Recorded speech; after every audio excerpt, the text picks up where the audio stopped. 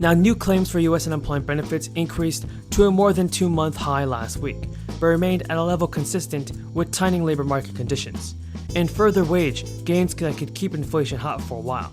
The rebate for the Labor Department this week also showed the number of people collecting state unemployment checks was the smallest in more than 52 years, towards the end of April. One economist told Yahoo News that the latest level of initial claims filings is still pretty low by broad historical standards. But everybody, millions of people agree that the federal government has to send out more relief to the people in need.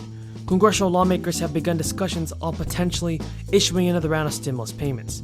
Sources told the Washington Post that discussions are being held by the Senate on the Democratic side and the Republican side. A source that was close to Senator Cardin are working to gather bipartisan support for additional aid for restaurants and other businesses. Two lawmakers have spoken with other members of the Senate about the potential stimulus package. Now, when asked about the further crisis relief stimulus checks, the White House press secretary said, "We did a major relief package just last year. We are in constant discussions with Congress and leadership about the needs of the American people." So folks, hopefully President Biden can get the job done this year. Here is the breaking news about the fourth stimulus check that you definitely want to know. For those of you that reside in the state of Virginia, well, taxpayers in Virginia will likely get some money back this year. The General Assembly is expected to approve one-time rebates to eligible state income tax filers, but lawmakers are still debating how much.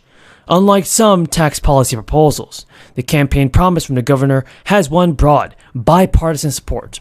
The governor also proposed his own version of the plan with a smaller price tag. State officials have said, "We want to have the largest tax rebate in the history of Virginia." Now, other representatives in the state is also carrying the version of the bill supported by the governor. It will pay individuals up to $300 and married couples up to $600.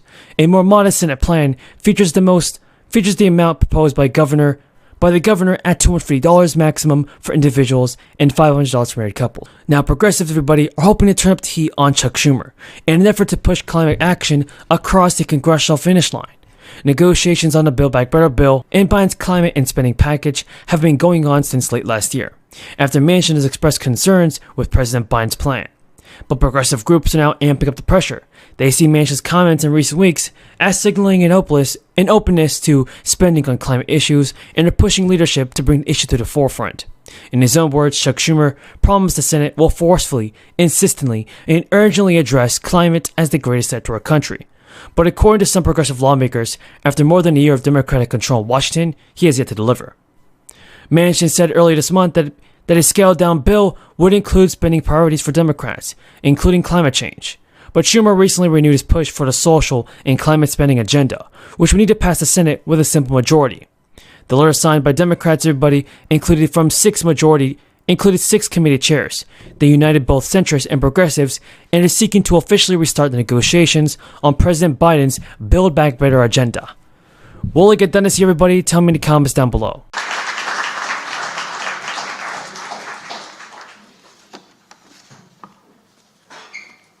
Good afternoon. On this 21st day in the month of March, I stand here representing the 13,000 amazing students of St. Landry Parish.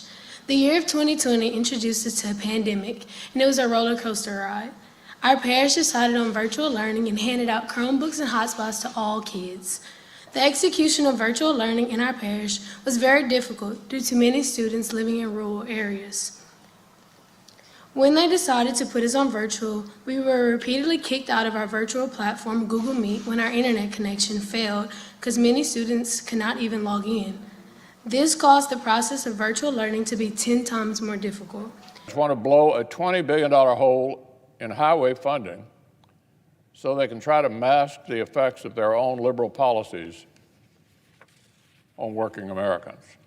They've spent the entire year waging a holy war on affordable American energy, and now they want to use a pile of taxpayers' money to literally hide the consequences. As the senior senator from West